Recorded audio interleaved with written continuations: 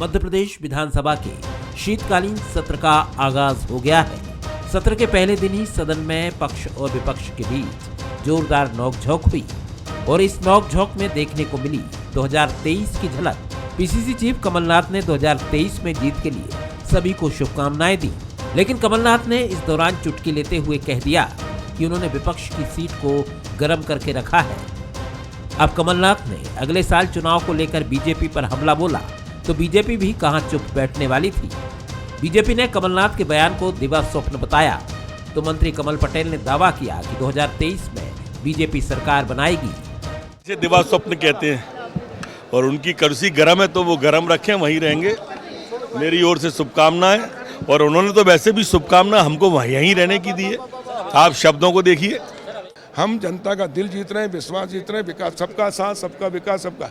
लेकिन दंड भेद कांग्रेस के लिए काम यानी विकास कर रहे हैं, दाम यानी जनता को सहायता दे रहे हैं। हम किसान सम्मान निधि दे रहे हैं, किसान कल्याण निधि दे रहे हैं ताकि उनके खेती लाभ का धंधा बने। मध्य प्रदेश देश में अग्रणी है। और दंड भेद कांग्रेस को, झूठ को, इसका पर्दाफाश करेंगे। कांग्रेस ने 60 साल में किया क्या? एक शौचालय नहीं बनाया, एक पक्का मकान नहीं दिया, इस देश को लूटा। जाहिर है सत्र में कांग्रेस बीजेपी को घेरने की कोशिश करेगी तो बीजेपी की कोशिश होगी कि कांग्रेस के प्लान को कामयाब न होने दिया जाए। वही कांग्रेस दावा कर रही है कि 2023 में जनता उसका साथ देगी। वो तो वहाँ बैठे ही थे भाई, खरीद फरोख्त के 35% में वो 15-20 वहाँ चले गए। इस सरकार तो कमलनाथ जी की कांग्रेस की बनी थी, तो ये इन्हें खरीद फरोख्त टेम्पररी अरेंजमेंट कर लिया है। बाकी कमलनाथ जी की कुर्सी वहीं है। विधानसभा का शीतकालीन सत्र बीजेपी और कांग्रेस दोनों के लिए काफी अहम होने जा रहा है, क्योंकि अगले साल प्रदेश में विधानसभा चुनाव होने हैं। ऐसे में कांग्रेस जनता से जुड़े मुद्दों पर बीजेपी को घेरने की कोशिश में है। कहीं न कहीं कांग्रेस की कोशिश 2023 के लिए एजेंडा सेट करने की भी है। ऐसे में बीजेपी कांग्रेस की रणनीति को कैसे काउंटर करेगी, ये देखना होगा। नमस्कार, मैं हूं मनोज सैनी और आज का हमारा मुद्दा है सदन से संदेश। सोमवार से एमपी विधानसभा की शीतकालीन सत्र शुरू हो गया। यह सत्र 2023 के चुनाव के लिहाज से बीजेपी और कांग्रेस दोनों के लिए अहम है। सत्र के पहले दिन इसकी झलक भी दिखी। पीसीसी चीफ कमलनाथ ने जहां विपक्ष की कुर्सी के बहाने बीजेपी को घेरा तो कांग्रेस ने भी पलटवार करने में देरी नहीं की। तो चर्चा होगी इसी विषय पर, लेकिन सदन 4 दिन चल रहा है, 19 से लेकर 23 तक। जाहिर है कि सदन के बीच में बहुत कुछ ऐसा दिखेगा जो सदन के बाहर तक आएगा या बाहर से सदन के भीतर पहुंचेगा, क्योंकि अविश्वास प्रस्ताव की चर्चा भी चल रही है। कई तरह के ध्यानाकर्षण हैं। आज भी प्रश्नकाल के दौरान बहुत कुछ देखने को मिला, लेकिन हास परिहास में 2023 की झलक सामने आ ही गई। इससे पहले की चर्चा को आगे बढ़ाए, पहले वो 3 सवाल देख लेते जिनके इर्द गिर्द हम रहने वाले हैं। सवाल नंबर 1, क्या सदन से 2023 के लिए संदेश देने की कोशिश है? सवाल नंबर 2, क्या सदन में दिख रही नोकझोंक अगले साल के चुनाव का ट्रेलर है? सवाल नंबर 3, क्या बीजेपी और कांग्रेस विधानसभा में नया नैरेटिव सेट करेंगी? चलिए, तो ये वो 3 सवाल है जिनके नजदीक हम रहने का प्रयास करेंगे। मेरे साथ 3 मेहमान जुड़ेंगे। शंकर लाल तिवारी जी हैं, पूर्व विधायक भारतीय जनता पार्टी के। तिवारी जी, आपका बहुत स्वागत है। रविंद्र तोमर जी है, विधायक कांग्रेस के। रविंद्र जी, आपका भी स्वागत है। और वरिष्ठ पत्रकार जब जुड़ेंगे तो उनसे भी मैं आपका परिचय कराता हूँ। सबसे पहले तिवारी साहब, आपके पास बड़ा लंबा अनुभव रहा, पहले भी सदन में और सदन के भीतर भी मैंने आपको खूब देखा, लगातार बोलते कहते। पर ये जो इस बार का सदन है, ये 2022 की अंतिम है। मतलब ये कहा जा सकता है कि इसके बाद अब सदन होगा तो 23 में दिखाई देगा।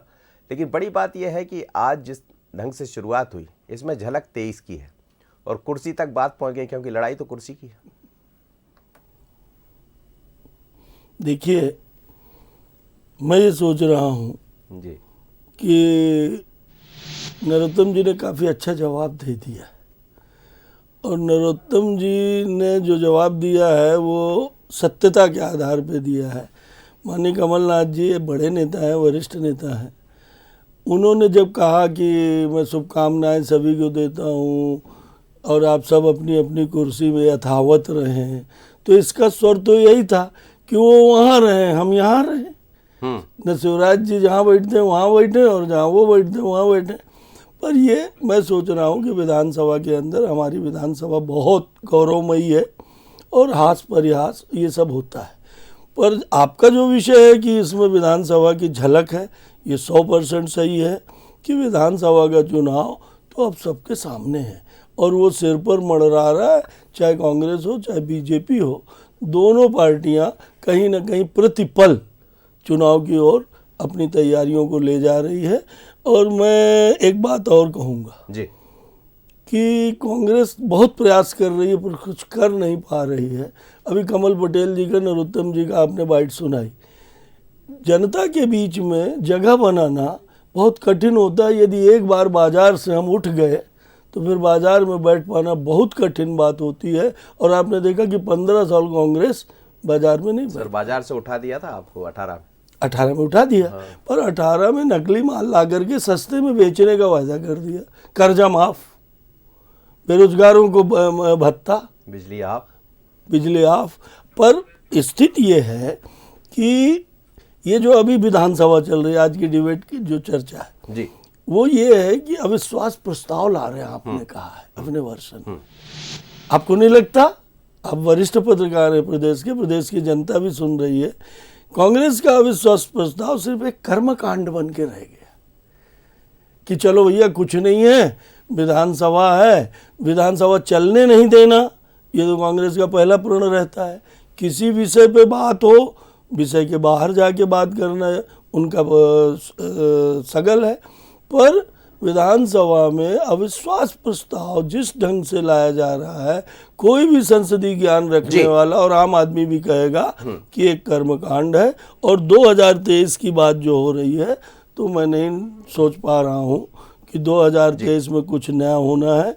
इस बार तो हम 2/3 बहुमत से भारतीय जनता पार्टी प्रदेश के अंदर। चलिए वो देखते हैं। रविंद्र तोमर साहब, जिस तरह से कमलनाथ जी ने बात कही, हालांकि हास प्रयास में ये चलता रहता है, जैसा तिवारी जी भी कह रहे थे और कई बार देखा, लेकिन बात 23 की चल रही है और हास परिहास में वो शुभकामनाएं भी देगा, पहले दिन ही शुभकामनाएं दे दी। एक तरफ आप कह रहे हैं कि अविश्वास प्रस्ताव लेकर आएंगे, ये भी बात हुई जब दोनों दल बैठे विधानसभा अध्यक्ष के साथ और सर्वदलीय बैठक हुई, तो ये कहा भी गया कि बैठक बहुत अच्छा चलेगा, सदन बहुत अच्छा चलेगा, सदन में सब कुछ होंगे।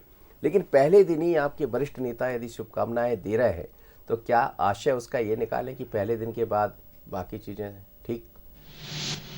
देखिए, बहुत अच्छी बात निकल के अभी आई कि भारतीय जनता पार्टी ने जनता को बाजार और राजनीति को व्यापार, ये अभी आपके सामने थोड़ी देर पहले आई बात। तो ये दोनों शब्दों का क्या मायना निकाला, जनता ने ये समझ लिया है कि राजनीति में भारतीय जनता पार्टी का लोकतंत्र में विश्वास नहीं है।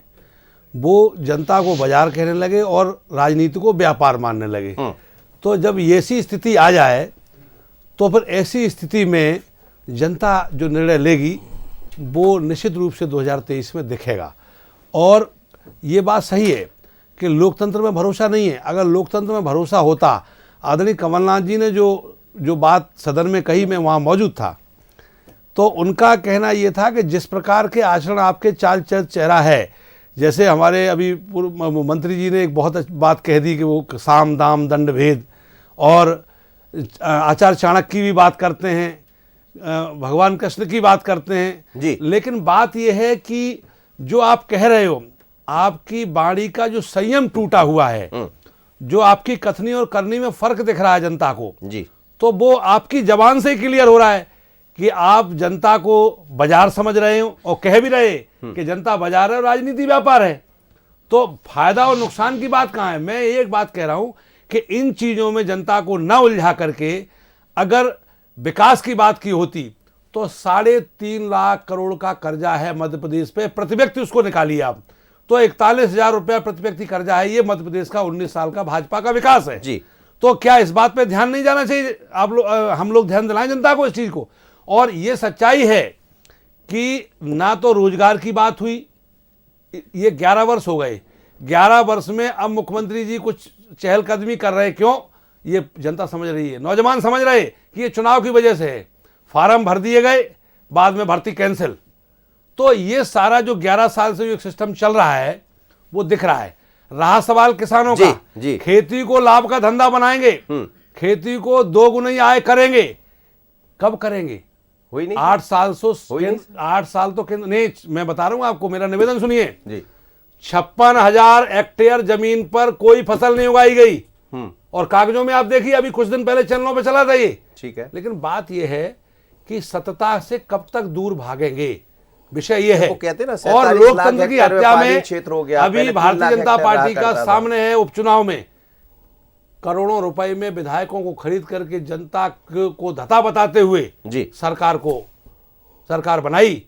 इसलिए आदरणीय कमलनाथ जी ने कहा है कि जो आपने कृत्य किया है, इसलिए आपकी विपक्ष की कुर्सी गर्म है। चलिए, कुर्सी गर्म है, लेकिन पहले दिन ही आपने कुर्सी गर्म, चिंता कुर्सी की ज्यादा हो गई। देवदत्त जी स्वागत है आपका। जी जी, बहुत स्वागत है आपका। मध्य प्रदेश विधानसभा का आज पहला दिन था सत्र का, और ऐसा लग रहा है कि जिस तरह आज 10 मिनट का पहले ब्रेक हुआ, उसके बाद फिर विधानसभा चली, हालांकि स्थगित हो गई, पर जो चीज़ें दिखाई दे रही है उससे ऐसा लगता है कि सदन चलेगा। पर पहले दिन ही चिंता कुर्सी की ज़्यादा हो गई। देखिए, अब कुर्सी की चिंता दिन प्रतिदिन बढ़ती जाएगी, क्योंकि 2023 का चुनावी वर्ष शुरू हो गया है। तो सड़क हो या सदन, अब जिस तरीके से बातें हुई आज, तो दोनों जगह से चिंता जाहिर हुई। कमलनाथ जी ने कुर्सी की बात रखी कि इधर हम उधर होंगे कि इधर होंगे, मतलब वो दिखने लगा कि अब भविष्य क्या है, क्या होने वाला है। ये एक तरह से चला चली की जिसको बेला कहते हैं, ये उल्टी गिनती जिसको अपन एक और बात कहते हैं, क्योंकि ये इस वर्ष का तो आखिरी सत्र है और एक दो सत्र और होंगे और चुनाव डिक्लेयर हो जाएंगे फिर। तो ये आभास होने लगा है। और लेकिन जिस तरीके से विधायक दल की बैठक में कल रणनीति बनाई थी कांग्रेस ने कि हम सरकार को घेरेंगे, 51 बिंदु आज जारी भी किए हैं। और इस समय जब हम और आप चर्चा कर रहे हैं तो भाजपा विधायक दल की बैठक मुख्यमंत्री निवास पे चल रही है। आज मंत्रियों से भी मुख्यमंत्री ने आधा घंटे पहले बुलाया उनको और उनसे अलग से चर्चा की है कि वो जो प्रश्न उठाएं, जो 51 बिंदु, उनकी क्या तैयारी है, उनके कैसे जवाब देना है। तो दोनों तरफ से तैयारियां हैं। और जो मंत्री कुछ विवादों में पड़े हुए हैं उनको भी कहा गया है कि अभी इन विवादों से इतर जो सरकार का परफॉर्मेंस है सदन के अंदर वो दिखाना है। तो आज जो आधा घंटे करीब पौन घंटे जो मंत्रियों से चर्चा हुई और अभी जो विधायक दल की चर्चा चल रही है उसमें यही है कि हम अपनी उपलब्धियों को बताएं और जो ये प्रश्न उठाए हैं इनके ये उत्तर संभावित है, सबको उसकी स्टडी कराई गई है जी। तो दोनों ही दल, तू डाल डाल में पात पात, कोई कमज़ोर नहीं रहना चाहता। और हंगामेदार भी सत्र होगा, लेकिन सत्र चलेगा क्योंकि 5-4 दिन बचे, अब एक दिन हो ही गया, क्योंकि सभी को अपनी बात तो रखनी है आखिर। लेकिन वही जो चुनावी वर्ष में जो होता है। अविश्वास प्रस्ताव की बात भी कांग्रेस कर रही है, क्या अविश्वास प्रस्ताव से कुछ लाभ मिलेगा या ये मंजूर हो पाएगा? देखिए, अविश्वास प्रस्ताव वैसा लाभ नहीं मिलता जिसके लिए रखा जाता है कि सरकार गिर जाए या कि डिवीजन ऑफ वोट हो जाए। बस एक जो आरोप जो लगाते रहते हैं एक रिकॉर्ड में आ जाए विधानसभा के, ये विपक्ष की एक चिंता रहती है कि एक रिकॉर्ड में हमारी ये आपत्ति दर्ज हो जाए, ये हमने उठाए, ताकि जो आप अभी कह रहे थे ना, सनद रहे, वक्त पे काम आए। यही लोग फिर बाहर जाके कहेंगे कि हमने इस मुद्दे को सदन में भी उठाया था, आपके सामने भी कह रहे हैं, लेकिन सरकार नहीं सुन रही। इस तरह की जो बयानबाजी जनरल राजनीति में होती है उसकी एक पृष्ठभूमि तैयार हो जाएगी। बिल्कुल तिवारी साहब, ये जो पृष्ठभूमि तैयार करने की बात चल रही, बात बार बार 23 की इसलिए आती रहेगी कि अब समय नहीं है। आपने भी कहा कि बहुत कम समय, स्वाभाविक रूप से बीजेपी भी बात करेगी, कांग्रेस भी बात करेगी, मुख्यमंत्री भी अपने मंत्रियों को ये समझा रहे हैं कि आपको जब सदन में ये होगा, मान लीजिए अविश्वास प्रस्ताव लाया जाता है, तो उस पर कैसे आपको जवाब देना है।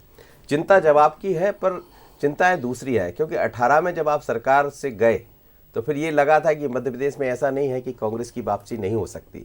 और यदि कमलनाथ ऐसा कह रहे हैं तो कमलनाथ को इसलिए भी जाना जाता है कि वो सर्वे कराते हैं, अलग अलग बिंदुओं पर बात करते हैं। 51 बिंदु जिसका देवदत्त जी कह रहे हैं वो भी उन्होंने सामने रखा कि इन बिंदुओं पर हमें सरकार को घेरना है। सवाल ये है कि इस बीच में जो 4 दिन का वक्त है, सदन लंबे चला करते थे, आप उस सदन के हिस्सा रहे जब लंबे सदन होते थे, चर्चाएँ होती थी, पर ना तो अब चर्चा है ना ही बाकी चीज़ें हैं। होगा वही कि अनुपूरक बजट प्रस्तुत हो जाएगा, बाकी चीज़ें हो जाएंगी। आपको लग रहा है कि सदन लंबा जाएगा? सदन तो नियत है और वो कांग्रेस और भाजपा के दोनों नेता कार्य मंत्रणा समिति में बैठ कर के तय किए हैं। और आवश्यकता सदन के मामले में विधानसभा अध्यक्ष ही बता पाएंगे, पर जो भी सदन चलना है, अभी आपने अविश्वास प्रस्ताव की बात करी, आदरणीय मेरे वरिष्ठ पत्रकार देवदत्त जी ने भी कहा, उनका अपना स्टाइल है, पर मैंने शुरू में कहा था कि एक मात्र संसदीय और राजनीतिक कर्मकांड है। इसके अलावा कुछ नहीं। 3 वर्षों तक लगा 15 महीने रही उनकी सरकार, और उसके अलावा जो शिवराज जी मुख्यमंत्री बने, ये कांग्रेस पार्टी विपक्ष की भूमिका निभाने में असफल रही है। ये सारा मीडिया कहता है, आम आवाम पान की दुकान में खड़ा होकर कहता है। न एक गंभीर सवाल पर कोई आंदोलन, न कोई जनता के बीच में जाना। एक बार अपन याद दिलाना चाहते हैं, अरुण यादव ने कह दिया कि हम किसानों की रैली लेके आएंगे। जी जी। तो ये बैठ गए, आखिरी में अरुण यादव की रैली टाटा फिश हो गई, और ये ट्रैक्टर के खिलौने लेके प्लास्टिक के बैठ गए। It's the movement. एक बार और युवक कांग्रेस का आंदोलन हुआ तो दिग्विजय सिंह जी के सुपुत्र अपना कुर्ता फाड़ के मीडिया में आ गए फोटो दिखाने। तो 3 वर्ष तक ये कुछ कर नहीं पाए, और इसलिए अविश्वास प्रस्ताव सिर्फ समय जाया कर रहे हैं सदन का। अविश्वास प्रस्ताव कोरा संसदीय कर्मकांड है, जैसा माननीय देवदत्त जी ने कहा कि अपना भाषण तैयार कर रहे हैं। नहीं, लेकिन हम जनता में जाएंगे तो कहेंगे आपके विधायक को ये कहना पड़ रहा है कि साम दाम दंड भेद। आप सब सदन की बात है, सदन के भीतर सदन के बाहर यदि आप इस तरह की बातें करते हैं कि साम दाम दंड भेद से भारतीय जनता पार्टी की वापसी हो जाएगी। बीजेपी कहती है सबका साथ सबका विकास, और उसके साथ आगे बढ़ना है, लेकिन साम दाम दंड भेद भी आ जाता है। अभी कमल पटेल जी को अगर अपन ने सुना है तो सिर्फ साम दाम दंड भेद पर न सुना, उनने जो व्याख्या की है साम की दाम माने हम कल्याणकारी योजनाएं चला करके और लोगों को आर्थिक स्थिति उनकी उच्च करना चाहते हैं। साम भी उनने बताया और दंड भी बताया और भेद भी बता दिया। दंड देने का अधिकार आपको? दंड देने का अधिकार हमें नहीं है। दंड देने का अधिकार या तो न्यायपालिकाओं को है और या तो जनता को। चुनाव में जनता को है, जनता को है जी। और इसलिए उन्होंने कहा कि हमारे काम अगर दंड देंगे तो कांग्रेस को देंगे, जो मुफ्त में और झूठे वायदे करके। अभी ये नौजवानों की बात मेरे भैया तोमर जी कह रहे थे, सरल है, पर आपके वचन पत्र में आपने कहा था कि प्रदेश के नौजवानों को और हम बेरोजगारी का भत्ता देंगे। हम लोगों ने नहीं कहा था कि आप ये वचन पत्र बनाओ, और आज तक अगर एक को भी आपने भत्ता दिया हो 15 महीने में तो आप बताइए रविंद्र जी, हम शांत हो जाए। रविंद्र जी, 2 करोड़ लोगों को रोजगार मिलेगा, ये किसका बयान है? अरे यार अपना बताओ ये मेरे भाई। ये मैं वही बात कर रहा हूँ। मैं 2 करोड़ लोगों को रोजगार मिलेगा, 15 लाख रुपए खाते में जाएगा, महंगाई कम करेंगे, भ्रष्टाचारी को खत्म करने के लिए नोटबंदी की, स्विस बैंक में रखा काला धन वापस लाएंगे। तो वो सब इतने दिन में क्यों नहीं हुआ? इन मुद्दों लॉ एंड ऑर्डर किसके पास है? सत्ता किसके पास है? मुद्दों के बाद तो सत्ता की जवाबदेही सत्ता में बैठे लोगों की है कि वो बेरोजगारी पे क्या काम कर रहे, वो किसानों के लिए क्या काम कर रहे, वो गरीबों के लिए क्या काम कर रहे। ये बड़े मुद्दे हैं। नोटबंदी, जीएसटी से देश की आर्थिक कमर टूट गई। ये कौन सा व्यक्ति नहीं जानता पढ़ा लिखा? आप बताइए ना। उसके बाद और सरकार ने मोहर, जनता ने मोहर लगाई। वो बार बार यही कहते कि जनता मोहर लगा देती है। जनता ने मोहर लगाई। हाँ। अभी गुजरात में चुनाव हुआ, 10,99,000 करोड़ रुपया बड़े उद्योगपतियों का माफ हो गया। किसानों का क्यों नहीं? किसानों का भी होना चाहिए ना, गरीबों का भी होना चाहिए। बात यह है कि खुद अपने हिसाब से लोकतंत्र में भारतीय जनता पार्टी का कतई विश्वास नहीं है। रहा सवाल इसका कि केवल जनता को भ्रम पैदा करके केवल सत्ता में रहना चाहते, और ये जनता की समझ में आ रहा है। मध्य प्रदेश में जो घटनाक्रम हुआ वो इतिहास में दर्ज हो गया। इतना मतलब इतिहास में ये दर्ज, कलंक का टीका लग गया मध्य प्रदेश में, जबकि ऐसा कभी नहीं हुआ। किस मामले में? ऐसा कभी नहीं हुआ कि 35 करोड़ रुपए में विधायक खरीद करके सत्ता हासिल की। उसके बाद तो सत्ता मिल गई। ये सत्ता मिल गई, बात पुरानी हो गई। लेकिन बात ये है कि साम दाम दंड भेद का अर्थ क्या है? साम दाम दंड भेद का अर्थ क्या है? ये जनता समझ रही है। वो पढ़ने लिखने से पता चल ये केवल ये है कि केवल कहने और करने में बहुत फर्क है। सबका साथ सबका विकास। सबका विकास कैसे हो जाएगा? मैं विधायक हूं, अभी माननीय मुख्यमंत्री जी ने 15 करोड़ रुपया 6 महीना पहले विधानसभा में दिए, जो भारतीय जनता पार्टी के विधायक वहां दे दिए। हम विपक्ष के विधायक हैं तो वहां जनता नहीं है क्या? उसका विकास कैसे होगा? बात ये है। अब आप सड़क पर क्यों नहीं उतरते? आप कह रहे हैं नहीं, मैं सड़क पर नहीं कह रहा हूं। मैं कोई बात कपोल कल्पित नहीं कह रहा हूं। नहीं, मैं जो ऑथेंटिक बात है वो कह रहा हूं, सच्चाई की बात है। और रहा सवाल ये कि मध्य प्रदेश में 3.5 लाख करोड़ रुपए कर्जा है। इसके आंकड़े आपके पास भी है, आप निकालो उसको। 41,000 रुपए प्रति व्यक्ति कर्जा है। ठीक है, ये मध्य प्रदेश का विकास है। कहते हैं मुख्यमंत्री। तो अच्छा, मैंने ये अभी जो बताया ना कि 56,000 हेक्टेयर भूमि पे फसल उत्पादन नहीं हुआ, कागजों में है। और उसके बाद कई ऐसे मुद्दे हैं 47,000 हेक्टेयर भूमि सिंचित हुई कि नहीं? जिसमें वो आपका जो मध्याह्न भोजन में घोटाला है 21,000 करोड़ रुपए का। बोल रहे हैं। ये घोटाले का जो सिस्टम है इस पे जरा फोकस करिए ना। यही है, यही साम दाम दंड भेद है, दिखना चाहिए। जी तिवारी, मैं कोशिश करूंगा कि बहस विषय पे ही चले। देखिए, ये बार बार कह रहे हैं कि हमने कर्जा लिया। आप याद करिए कि कमलनाथ जी की सरकार थी, हम चैनल में बैठे हैं, ऐसा कौन सा महीना गया है कि कमलनाथ जी ने कर्जा नहीं लिया हो? बजट को समझो, जीडीपी को समझो, कर्जा लेने को समझो, तो आपको समझ में आ जाएगा कि शायद देश की कोई भी ऐसी राज्य सरकार नहीं होगी जो अपनी आर्थिक ग्रोथ के हिसाब से लोन न लेती हो विकास कार्य के। एक महीना भी कोई बता दो जब बाजार से या अन्य स्रोतों से कमलनाथ जी ने कर्जा नहीं लिया हो। इस पर भी मैं नहीं जाना चाहता, क्योंकि ये पढ़े तब समझ में आए।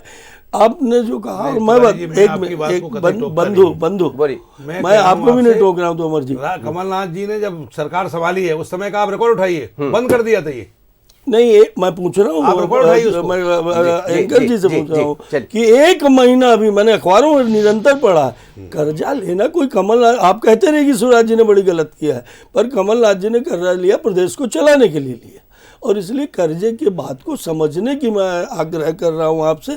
दूसरा, आपने कहा कि किसानों को दुगना कर देंगे। अरे भाई साहब, ये सच है कि 2003 में मैं विधानसभा में था, 8 में था, 13 में था। वहाँ पर जब मैं पहली बार 3 में सरकार आई तो 3 लाख हेक्टेयर में सिंचाई होती थी। आज उत्पादन बढ़ा है, 6 बार गेहूं के उत्पादन में, चने के उत्पादन में, अन्य दलहन के उत्पादन में, सब्जियों के मामले में बढ़े। ये किसानों को फायदा किया। आधा सेकंड अंत में कह रहा हूँ कि कमलनाथ जी चूक गए जी। अगर कमलनाथ जी राष्ट्रीय अध्यक्ष बन जाते तो कांग्रेस के हिसाब से आखिरी बहादुर शाह जफर। 15 सेकंड का समय नहीं। रविंद्र जी, मैं देवदत्त जी के पास जाऊँ, आप कुछ कहना चाहते हैं? ये विषयांतर वाली बात अभी आदरणीय हमारे कह रहे थे, मैं तो उस पर नहीं जाना चाहता। व्यक्तिगत नहीं होता, राजनीति में क्या होता है कि हम क्या कर रहे हैं, ठीक है, सामने वाला क्या कर रहा है। हम पहले लॉ एंड ऑर्डर, जिसके पास सत्ता जिसके पास है, मेरा कहना ये है कि उसकी जवाबदारी बड़ी है। दूसरी बात ये, विपक्ष का काम है सरकार को आईना दिखाना। बिल्कुल ठीक। हम कोई बात कह रहे हैं उस बात को समझिए। ठीक। अगर बेरोजगारी की हम बात करें तो कोई गलत नहीं करे, ठीक है। हमने सिंचाई और बिजली की व्यवस्था की, इसलिए किसान का उत्पादन बढ़ा। ये सिंचाई और बिजली की जो बात आप कह रहे हो सर, मैं ये कह रहा हूं कि अभी हमारे ग्वालियर चंबल क्षेत्र में बाजरा की फसल थी खरीफ की सर, हमने विधानसभा में उसके स्थगन प्रस्ताव पर चर्चा की बात करी। तो कहने का मतलब ये विधानसभा को चलाना किसका काम है? कौन चलाएगा? ठीक है, अब विधानसभा चलाना नहीं है, विपक्ष को आरोप लगाना। न खंजर उठेंगे न तलवार उठेगी, ये बात वो बाजू मेरे आजमाए हुए हैं। जनता को सब पता है। देवदत्त जी, जनता को सब पता है कि कौन खंजर उठा रहा है, कौन बाजू उठा रहा है। मनसा क्या नजर आ रही? सदन चलाने की मनसा है, भारतीय जनता पार्टी सबसे आगे निकल गई। सदन चलाने की मनसा बताना कि न खंजर उठेंगे न तलवार उठेंगी, वो बाजू मेरे आजमाए हुए हैं। सर्वदलीय बैठक में तो यही तय हुआ है कि हम सदन चलाएंगे, लेकिन हम जानते हैं कि पिछले यदि 4 साल का ही रिकॉर्ड देख लें तो कोई सत्र पूरा नहीं चला है। इसके पहले भी ये कि परंपरा हो गई है आजकल सत्र न चलाने की, और ये दोनों दलों की सरकारों में ऐसा हुआ है, और इसका खामियाजा भी दोनों दलों को भुगतना पड़ेगा। आप तिवारी जी बहुत वरिष्ठ विधायक हैं, उस समय विधानसभा की क्या धमक हुआ करती थी और आज विधानसभा की क्या स्थिति है। नए विधायकों को मौका नहीं मिल रहा है बात रखने का, सीखने का, ऐसी, और वो जनहित के मुद्दे भी नहीं उठ पाते हैं। इसके लिए जो वर्तमान पक्ष और विपक्ष है दोनों को एक तय करना चाहिए, कम से कम नए विधायकों को एक अवसर मिल सके, बुनियादी मुद्दे सदन के अंदर उठाए जा सके, तो कम से कम सदन पूरी तरह चलना चाहिए और मुद्दों पे बात होना चाहिए। और इतने मुद्दे हैं जिन पे खूब बात हो सकती है और सरकार को अपना पक्ष रखने का भी मौका मिलता है। यदि विपक्ष कोई बात उठाता है तो सरकार अपना पक्ष भी रख सकती है। तो उम्मीद तो यही की जानी चाहिए कि सदन चले और बुनियादी मुद्दों पे बात हो, लेकिन देखिए क्या होता है। बिल्कुल क्या होगा ये देखते हैं, लेकिन निश्चित रूप से सदन जो है वो लोकतंत्र का मंदिर है और तमाम लोगों की उम्मीदें सदन से ही होती है, जनता से। रविंद्र जी आपका बहुत धन्यवाद, तिवारी साहब आप जुड़े आपका भी धन्यवाद, देवदत्त जी आपका धन्यवाद। आगे देखिए छत्तीसगढ़ आज का मुद्दा, किसान पर दांव। नमस्कार।